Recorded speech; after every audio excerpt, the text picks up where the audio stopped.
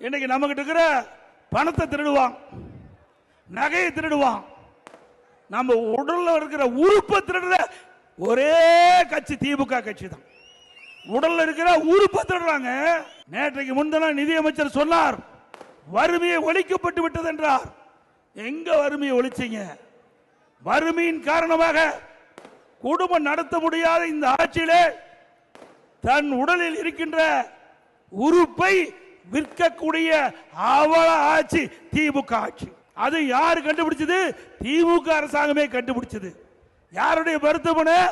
MLA நடத்துகின்ற அந்த மருத்துவமனையில் அங்க இருக்கின்ற நாமக்கல் மாவட்டத்தில் இருக்கின்ற ஒரு தொழிலாளியுடைய கிட்னியை முறைகேடாக எடுத்து வேலூருக்கு பொருத்துவதற்கு அங்கே ஏழை வறுமை கோட்டில் இருந்த அவருக்கு பணத்தாசை காட்டி இன்றைக்கு அந்த முறைகேடாக அந்த கிட்னி எடுத்திருக்கிறாங்க. இப்படிப்பட்ட ஆட்சி தேவைங்களா? எவ்வளவு கொடுமையானது!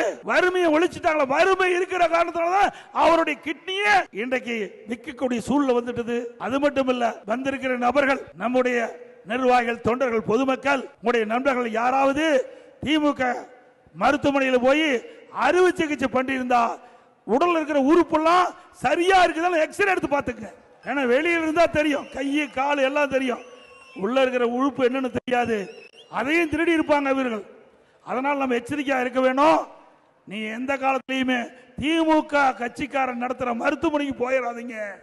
போறீங்க, உள்ள இருக்கிற உறுப்பு காணாம போயிடும்.